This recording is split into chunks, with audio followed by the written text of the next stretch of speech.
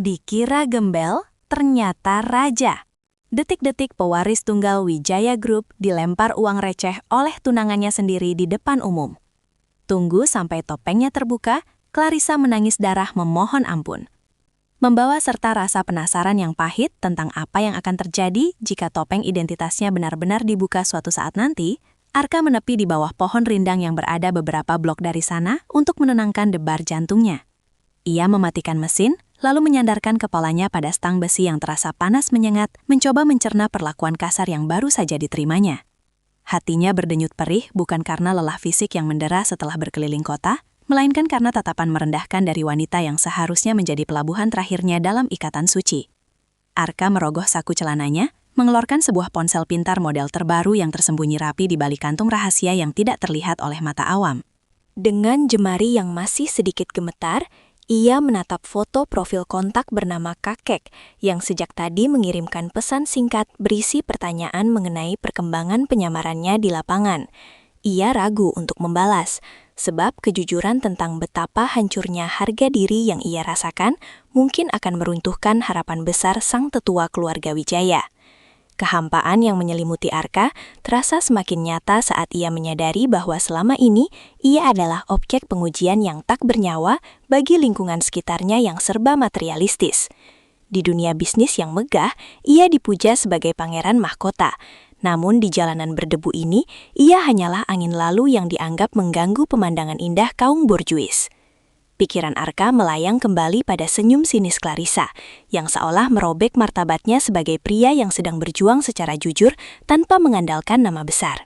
Arka menghela napas panjang, mencoba menetralkan emosi yang meluap sebelum akhirnya memutuskan untuk tetap bertahan dalam perannya hingga tirai pertunjukan ini benar-benar harus disingkapkan. Ia tidak ingin terburu-buru mengambil keputusan untuk menyerah, meski rasa kecewa telah meracuni batinnya sejak pertemuan singkat di gerbang tadi. Dengan tekad yang kembali membajah, ia memakai kembali pelindung kepalanya, bersiap untuk menghadapi esok hari yang mungkin akan membawa lebih banyak gesekan emosi yang tajam.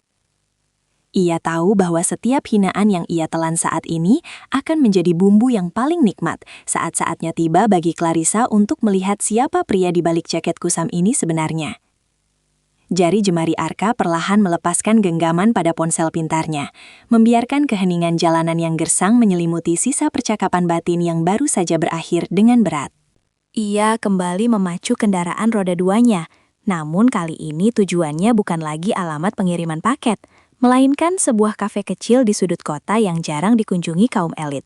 Di sana ia duduk menyendiri, memesan segelas kopi hitam yang pahitnya seolah menandingi suasana hatinya yang sedang kacau balau. Arka menatap kerumunan orang yang berlalu lalang dari balik jendela kaca yang buram, menyadari bahwa dunia yang ia jalani saat ini jauh lebih jujur dibandingkan kemilau palsu di lingkungan Clarissa. Ada sebuah paradoks yang menyakitkan ketika ia menyadari bahwa identitas aslinya sebagai pewaris tahta bisnis justru akan menjadi magnet bagi wanita yang baru saja merendahkannya jika rahasia itu terbongkar. Keinginan untuk menanggalkan seragam kurirnya sempat melintas, namun harga dirinya menolak untuk kalah oleh sebuah perilaku kasar yang tak berdasar. Arka tahu bahwa jika ia menyerah sekarang, ia hanya akan membuktikan bahwa dirinya tidak cukup tangguh untuk menghadapi realitas kehidupan yang sesungguhnya di luar menara dading. Sementara itu, bayang-bayang raut wajah angkuh Clarissa terus menghantui, menciptakan api kecil di dalam dadanya yang menuntut pembuktian lebih dari sekadar materi. Ia ingin melihat sejauh mana kesombongan itu bertahan jika suatu saat nanti nasib memutar roda kehidupan mereka ke arah yang tak terduga sama sekali. Rasa haus akan keadilan bagi dirinya sendiri mulai menggeser rasa hampa yang sebelumnya mendominasi hari-harinya yang monoton. Sore itu, Arka memutuskan untuk tetap melanjutkan rutinitasnya sebagai rakyat biasa, namun dengan sebuah misi baru yang lebih tajam dari sekadar mengantar barang. Ia ingin mengamati dari dekat bagaimana watak asli Clarissa tanpa pengaruh nama besar keluarganya. Sebuah pengamatan yang mungkin akan menentukan masa depan pertunangan mereka. Pertemuan singkat di depan gerbang megah itu ternyata hanyalah percikan awal dari badai yang sedang ia siapkan untuk menguji ketulusan hati yang selama ini tersembunyi di balik tumpukan gengsi. Arka mengencangkan kembali tali tasnya, siap menghadapi babak baru yang pastinya akan penuh dengan gesekan emosi yang jauh lebih membara. Arka mengencangkan kembali tali tasnya, siap menghadapi babak baru yang pastinya akan penuh dengan gesekan emosi yang jauh lebih membara. Namun, nasib seolah memiliki selera humor yang sinis. Ketika sore itu ia harus mengantarkan sebuah kiriman kilat ke sebuah pusat perbelanjaan paling mewah di pusat kota. Di sana, di antara deretan butik internasional yang berkilau, ia kembali berpapasan dengan Clarissa yang sedang asyik bersenda gurau bersama teman-teman sosialitanya di sebuah kafe terbuka. Langkah kaki Arka terhenti sejenak, namun kewajiban profesional memaksanya untuk tetap melangkah melewati jalur yang tepat berada di samping meja wanita itu.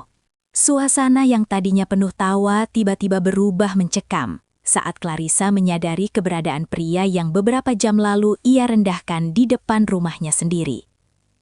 Clarissa meletakkan cangkir porselennya dengan dentingan keras yang sengaja dibuat untuk memancing perhatian orang-orang di sekitar mereka yang tampil glamor. "Lihat, siapa yang berani mengotori udara di tempat sekelas ini dengan kehadiran yang begitu kumuh?" Ucapnya dengan volume suara yang cukup lantang hingga membuat beberapa pelayan menoleh serentak.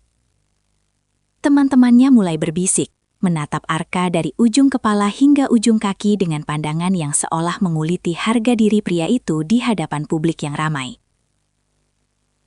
Arka berusaha tetap tegar, memusatkan fokus pada dokumen di tangannya.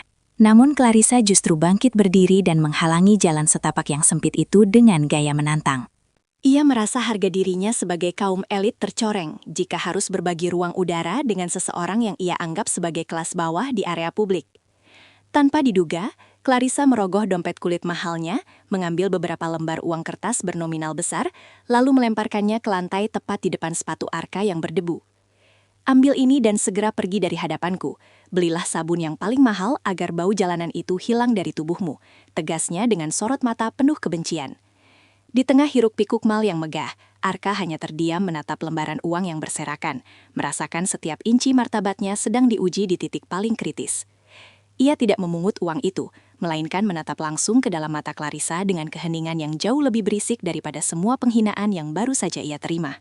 Tatapan Arka yang tenang namun dalam, seolah menembus lapisan bedak mahal yang menutupi wajah cantik wanita itu, menciptakan rasa tidak nyaman yang tiba-tiba merayap di tengkuk Clarissa. Bukannya membalas dengan kemarahan yang meledak, Arka justru melangkah maju satu tindak, hanya untuk meletakkan dokumen kirimannya di atas meja resepsionis butik yang berada persis di sisi kursi Clarissa. Tanpa sedikit pun menyentuh lembaran uang yang tergeletak di lantai marmer yang mengkilap, Arka memutar tubuhnya dengan perlahan, menunjukkan wibawa alami yang sangat kontras dengan seragam kerjanya yang lusuh. Langkah kakinya terdengar mantap saat ia meninggalkan area terbuka tersebut, menyisakan bisikan penasaran dari pengunjung lain yang mulai mempertanyakan jati diri pria pengantar paket itu. Clarissa kembali duduk dengan perasaan dongkol yang tak bisa dijelaskan. Tangannya sedikit bergetar saat meraih kembali gagang cangkir yang isinya sudah mulai mendingin. Ia merasa kalah dalam sebuah pertarungan yang seharusnya ia menangkan dengan mudah, menggunakan status sosialnya yang jauh lebih tinggi di atas kertas. Teman-temannya mencoba mencairkan suasana dengan candaan hambar tentang betapa anehnya pekerja zaman sekarang yang memiliki harga diri setinggi langit. Namun Clarissa tidak lagi bisa tertawa lepas. Ada sesuatu dalam sorot mata Arka tadi yang seolah menelanjangi semua kepalsuan hidupnya, membuat kemewahan di sekelilingnya terasa seperti hias semua yang tidak lagi bermakna. Kegelisahan itu terbawa hingga ia kembali ke rumah, di mana suasana sunyi menyambutnya seperti pengingat akan kekosongan hatinya yang selama ini ia sembunyikan. Malam itu, di bawah temaram lampu meja rias, ia menatap pantulan wajahnya yang tampak kuyuh karena beban batin yang mulai menumpuk secara perlahan. Di saat yang sama, Arka berada di tempat yang sangat berbeda, berdiri di balkon sebuah gedung pencakar langit milik keluarganya setelah menanggalkan seluruh atribut penyamarannya. Ia menatap lampu-lampu kota yang berkelap-kelip di kejauhan, memikirkan betapa ironisnya kenyataan bahwa ia harus segera mempersiapkan sebuah kejutan besar untuk pertemuan resmi mereka yang akan datang. Sebuah rencana besar mulai tersusun di kepalanya. Sebuah skenario yang akan menguji apakah masih ada setitik nurani yang tersisa di balik dinding kesombongan yang membungkus hati calon istrinya tersebut. Sebuah rencana besar mulai tersusun di kepalanya. Sebuah skenario yang akan menguji apakah masih ada setitik nurani yang tersisa di balik dinding kesombongan yang membungkus hati calon istrinya tersebut.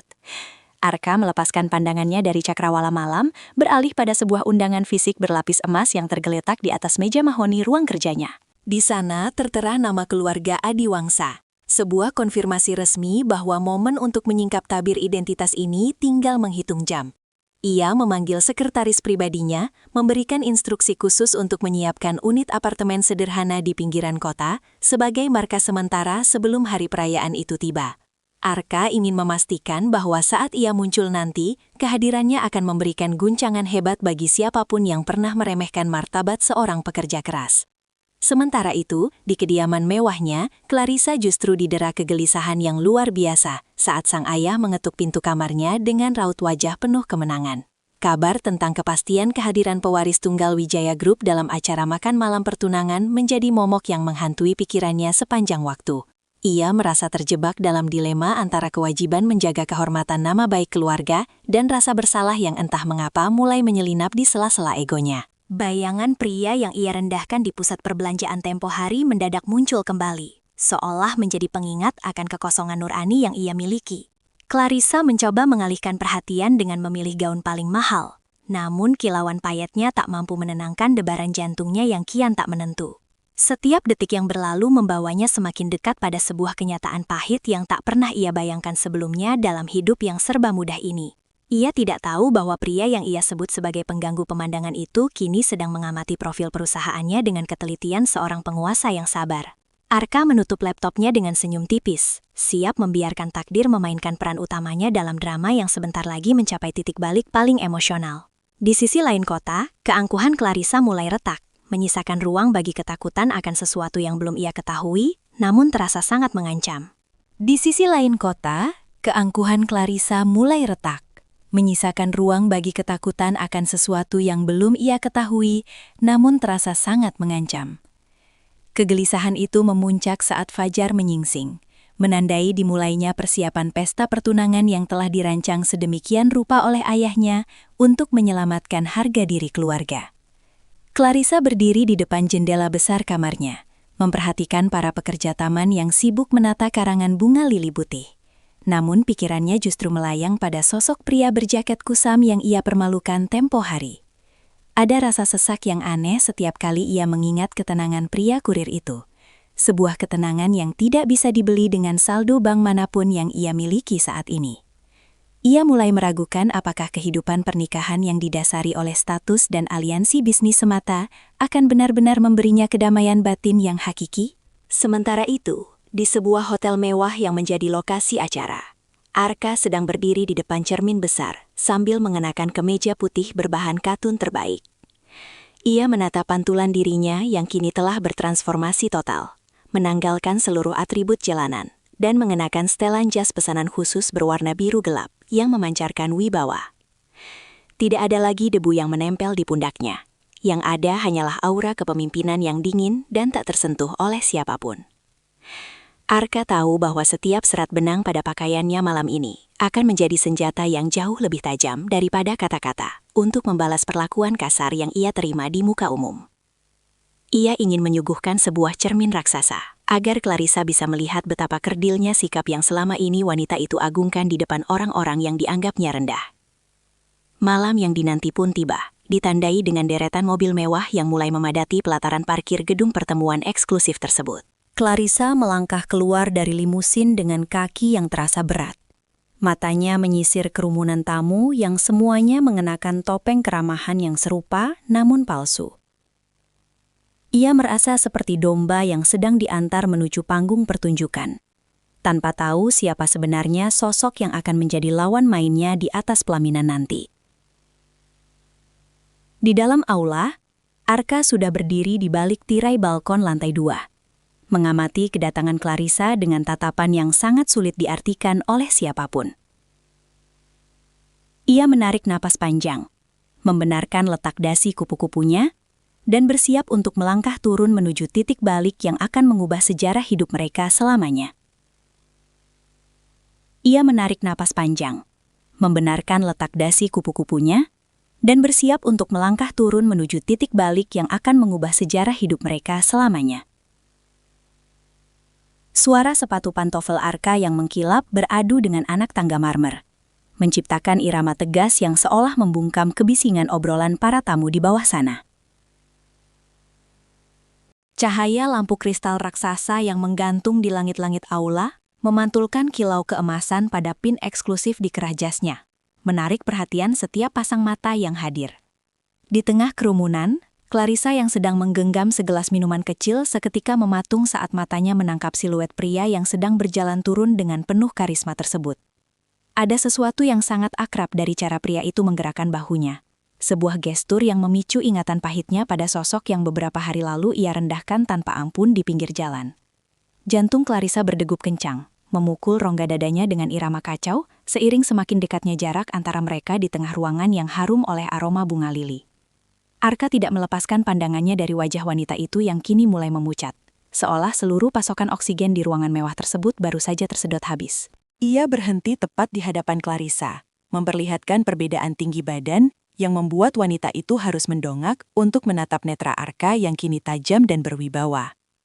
Ayah Clarissa segera mendekat dengan senyum lebar yang dipaksakan, memperkenalkan Arka sebagai pewaris tunggal kerajaan bisnis yang selama ini menjadi gantungan hidup perusahaan mereka. Namun, Arka tidak segera mengulurkan tangan untuk menyambut formalitas tersebut, melainkan hanya menyunggingkan senyum tipis yang syarat akan makna tersirat bagi mereka yang memahaminya. Ketegangan mencapai puncaknya ketika Arka akhirnya membuka suara, dengan nada rendah yang menggema di seluruh sudut aula yang kini senyap tanpa musik latar. Senang bisa bertemu kembali dalam keadaan yang jauh lebih pantas untuk dipandang. Bukan begitu? Tanyanya dengan penekanan pada kata terakhir yang langsung menyengat kesadaran Clarissa. Wanita itu merasa dunianya runtuh seketika saat menyadari bahwa pria yang pernah ia beri uang receh adalah orang yang sama yang memegang kunci masa depan keluarganya. Di tengah kemilau pesta yang seharusnya menjadi malam paling membanggakan, Clarissa justru merasakan dingin yang membeku, merayap dari ujung kakinya hingga ke hulu hati. Ia ingin bicara, ingin meminta maaf, namun lidahnya seolah keluh, terkunci oleh rasa malu yang teramat sangat besar di depan khalayak ramai. Keheningan yang tercipta di antara mereka menjadi panggung penghakiman yang jauh lebih menyiksa daripada caci maki manapun yang pernah Clarissa dengar dalam hidupnya. Arka tidak memberikan celah bagi ayahnya untuk mencairkan suasana dengan basa-basi bisnis yang hambar. Ia justru melangkah selangkah lebih dekat, membuat Clarissa refleks mundur hingga tumit sepatunya menyentuh pinggiran karpet merah yang empuk. Sorot mata Arka yang dingin seolah menelanjangi semua kepalsuan di balik gaun mewah yang kini terasa berat menghimpit tubuh wanita itu. "Apakah penampilanku malam ini sudah cukup wangi untuk berada di dekatmu, Clarissa?" bisik Arka. Suaranya pelan, namun tajam. Hanya cukup didengar oleh mereka berdua di tengah bisingnya orkestra yang mulai bermain kembali secara ragu-ragu. Kalimat itu bagaikan petir yang menyambar di siang bolong, meruntuhkan sisa-sisa pertahanan diri Clarissa yang kini matanya mulai berkaca-kaca karena tekanan batin yang luar biasa. Ia menyadari bahwa setiap hinaan yang pernah ia lontarkan kini berbalik arah, menghujam nuraninya sendiri dengan rasa penyesalan yang datang terlambat. Di hadapan ratusan pasang mata tamu terhormat yang mulai saling berbisik penasaran, ia merasa identitas aslinya sebagai sosok yang angkuh telah terpampang nyata. Situasi semakin rumit ketika sang kakek, pemimpin tertinggi Wijaya Group, melangkah maju ke podium untuk memberikan sambutan resmi mengenai penyatuan dua keluarga besar ini.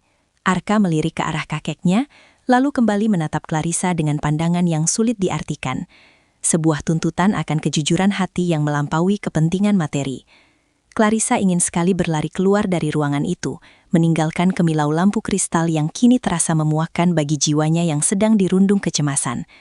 Ia harus memilih, terus bersembunyi di balik topeng kesombongan yang rapuh, atau menundukkan kepala untuk mengakui kesalahan fatal yang telah ia perbuat di masa lalu.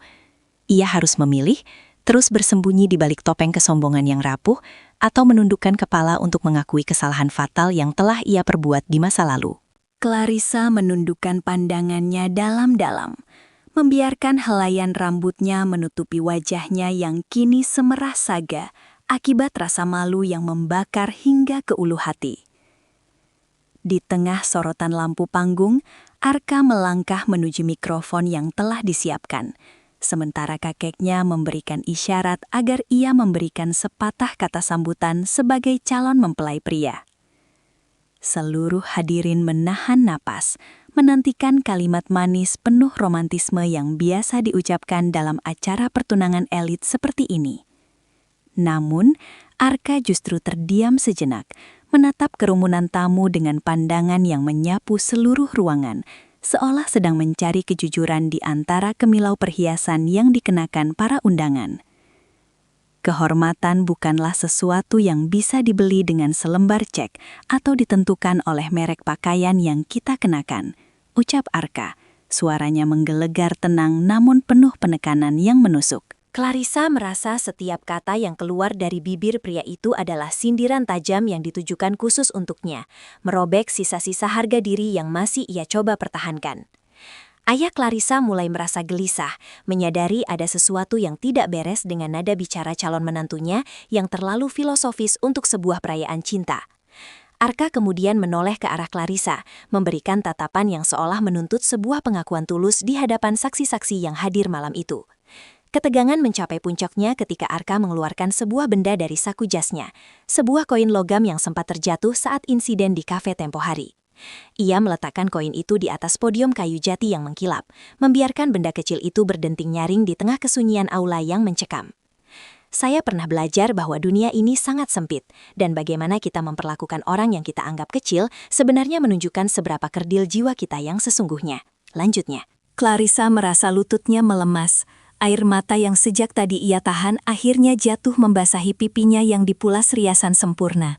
Ia menyadari bahwa malam ini bukan hanya tentang penyatuan dua perusahaan besar, melainkan sebuah konfrontasi emosional yang memaksa dirinya untuk memilih antara ego yang tinggi atau penebusan yang tulus.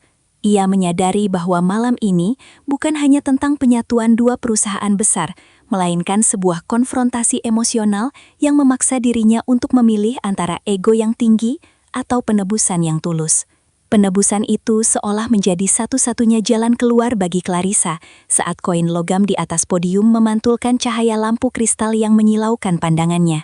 Ia tak lagi mampu menahan isak tangis yang pecah di tengah keheningan tamu undangan yang mulai saling berbisik penuh tanya tentang asal-usul kepingan uang tersebut. Ayahnya, yang menyadari situasi telah berbalik menjadi bencana bagi reputasi keluarga Adiwangsa, mencoba mendekat untuk menutupi kesalahan putrinya. Namun, Arka mengangkat tangan sebagai isyarat agar tidak ada yang mencampuri momen tersebut. Pria itu melangkah turun, mendekati Clarissa yang masih tertunduk lesu, lalu berdiri tepat di hadapannya tanpa amarah yang meledak-ledak. Arka melihat kehancuran di wajah wanita yang biasanya tampil begitu angkuh, sebuah pemandangan yang memberikan rasa sesak yang tak terduga di dalam dadanya sendiri. "Berdirilah, Clarissa," ucapnya dengan nada yang kini jauh lebih lembut, hampir menyerupai bisikan yang menenangkan di tengah badai batin yang sedang mengamuk. Clarissa perlahan mengangkat wajahnya, menatap netra Arka yang tidak lagi memancarkan kedinginan, melainkan sebuah harapan akan perubahan watak yang nyata. Ia menyadari bahwa pengampunan pria ini tidak akan datang melalui kata-kata manis, melainkan melalui keruntuhan dinding kesombongan yang harus ia lalui sebagai proses pendewasaan.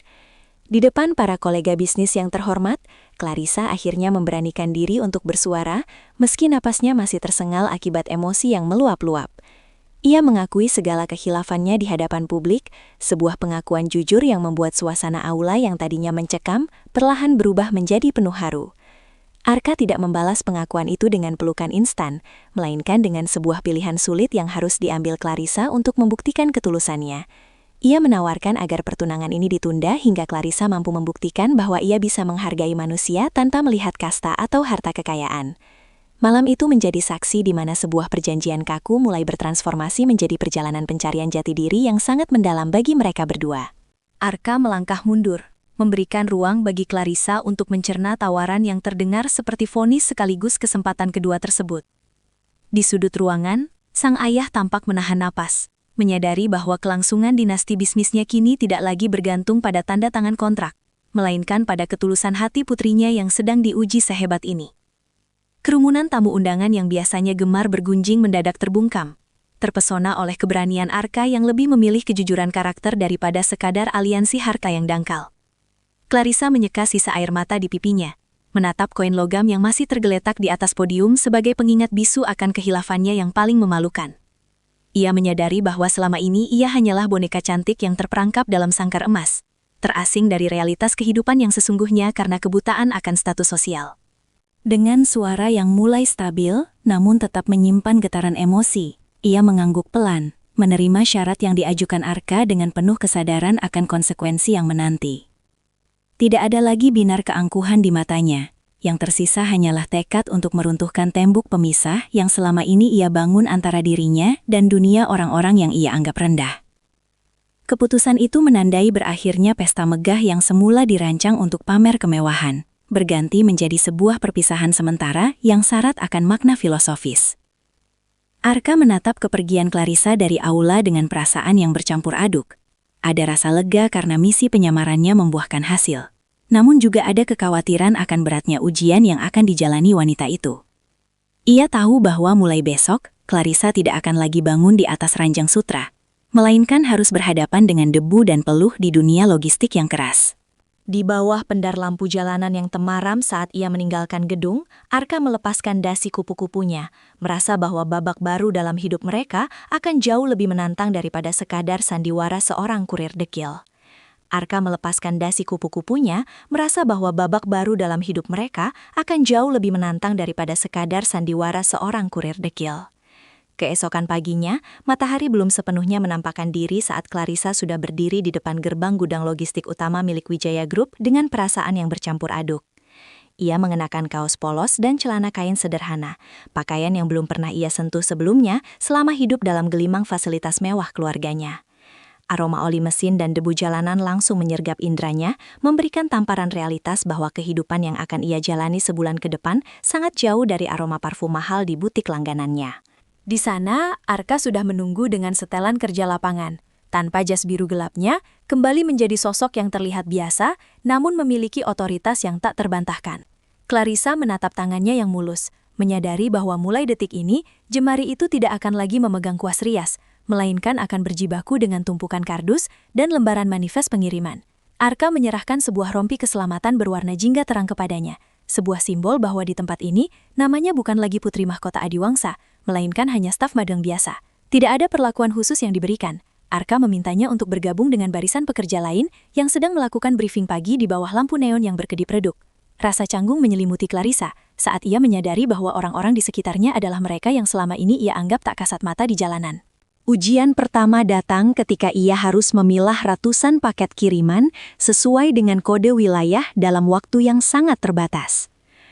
Keringat mulai membasahi dahinya, dan rasa lelah yang belum pernah ia rasakan sebelumnya mulai merayap di otot-otot kakinya yang terbiasa menggunakan sepatu hak tinggi.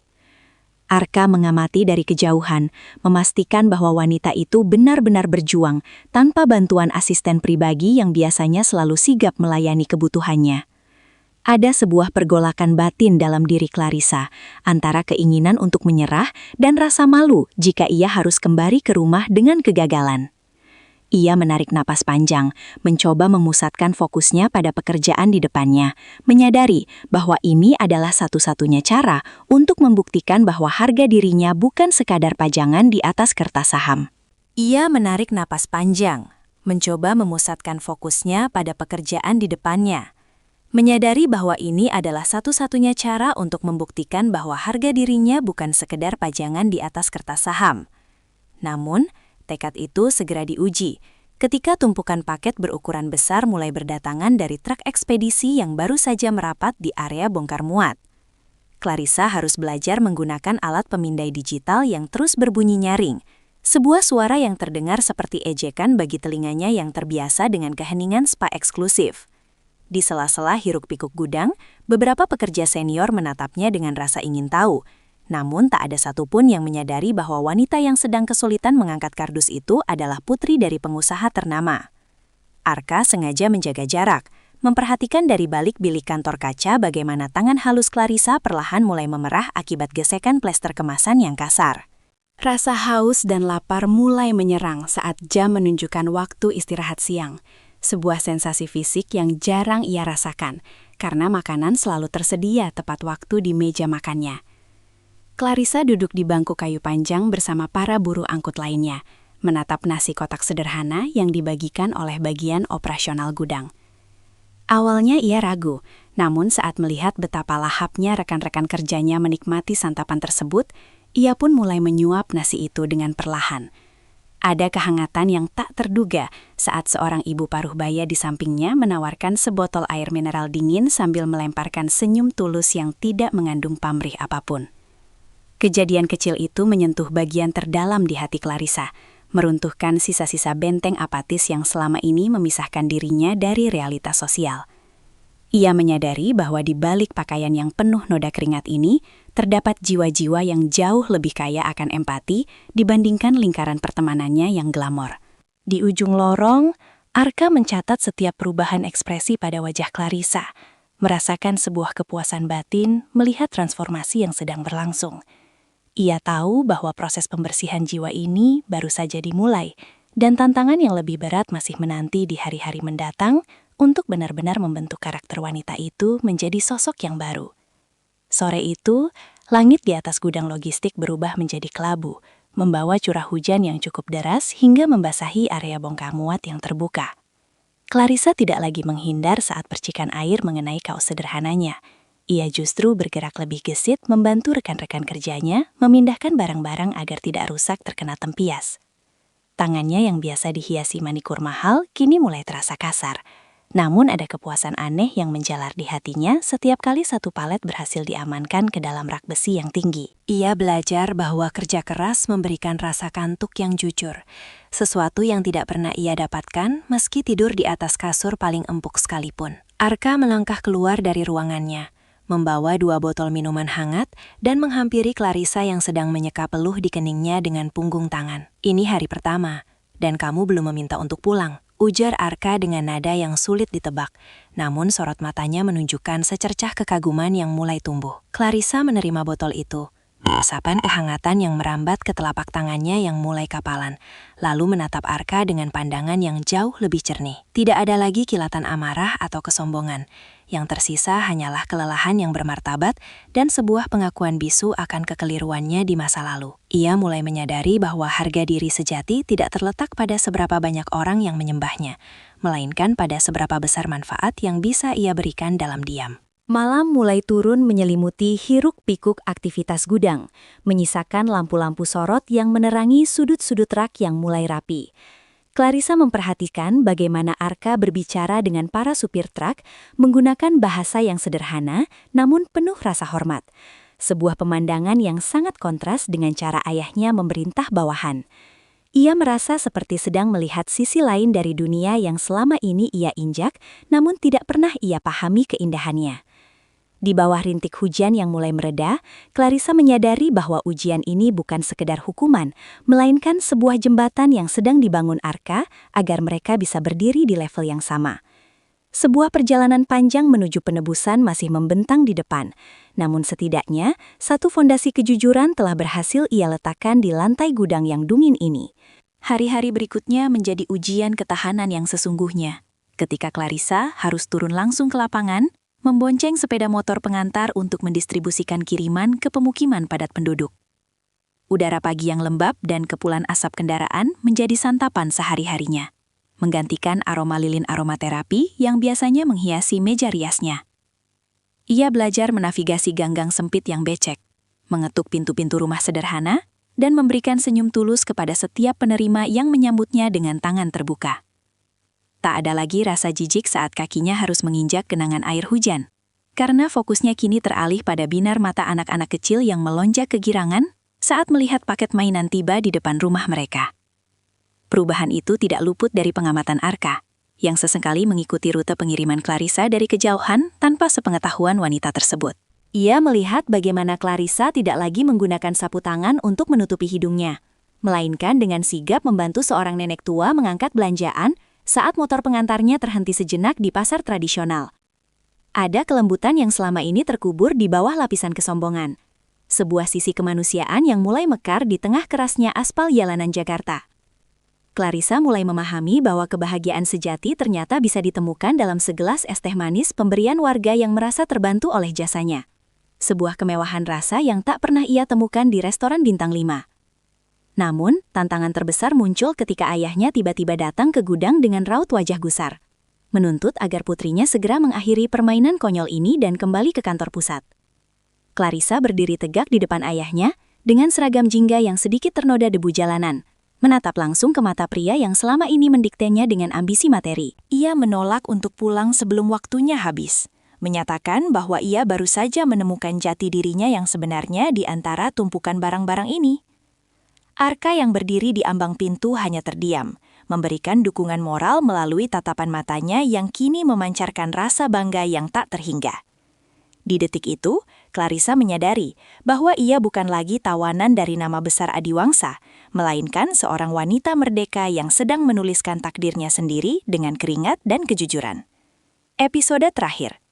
Di detik itu, Clarissa menyadari bahwa ia bukan lagi tawanan dari nama besar Adiwangsa, melainkan seorang wanita merdeka yang sedang menuliskan takdirnya sendiri dengan keringat dan kejujuran.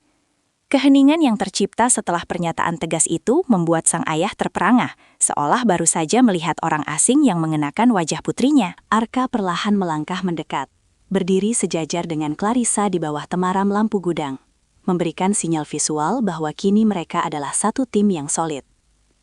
Amarah sang ayah perlahan memudar, berganti dengan keheranan melihat punggung putrinya yang tampak jauh lebih tegak dan kokoh dibandingkan saat ia memakai gaun sutra ribuan dolar.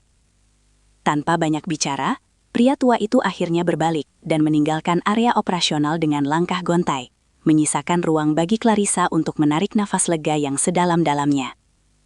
Arka menyentuh pundak Clarissa dengan lembut, sebuah gestur kecil yang kali ini tidak lagi terasa canggung bagi mereka berdua. Kamu baru saja melewati ujian terberatmu, melampaui segala ekspektasi yang pernah kubayangkan. Bisiknya dengan suara yang bergetar oleh rasa hormat yang tulus. Malam itu, alih-alih kembali ke apartemen mewahnya, Arka mengajak Clarissa duduk di tepian dermaga muara yang tak jauh dari lokasi gudang untuk melihat kapal-kapal kargo bersandar. Mereka berbagi sebungkus roti bakar dari pedagang kaki lima, menikmati setiap gigitan di tengah hembusan angin laut yang membawa aroma garam dan kebebasan. Malam itu menjadi saksi di mana sebuah perjanjian kaku mulai bertransformasi menjadi perjalanan pencarian jati diri yang sangat mendalam bagi mereka berdua. Arka berdiri di depan pintu aula besar pada hari pertemuan pemegang saham, bukan lagi dengan jaket kusam, melainkan dengan setelan zaitun gelap yang memancarkan aura kepemimpinan yang matang. Di sampingnya, Clarissa berdiri dengan kemeja putih sederhana, riasannya tipis, namun binar matanya memancarkan kekuatan yang jauh lebih memukau daripada permata manapun. Arka mengeluarkan rompi keselamatan jingga kusam dan koin perak yang pernah ia simpan. Aliansi ini sebenarnya tentang martabat manusia yang seringkali kita lupakan di balik angka-angka keuntungan. Clarissa kemudian maju, menyatakan bahwa harta bisa hilang dalam semalam, namun karakter yang ditempa dalam kerendahan hati akan abadi. Arka menjabat tangan Clarissa, membuktikan bahwa cinta sejati tidak mencari cermin untuk mengagumi diri sendiri, melainkan mencari jendela untuk melihat dan membantu orang lain. Mereka tidak lagi membangun kekaisaran harta, melainkan warisan nurani yang akan terus hidup, mengingatkan dunia bahwa di balik setiap seragam lusuh tersimpan hati yang mulia.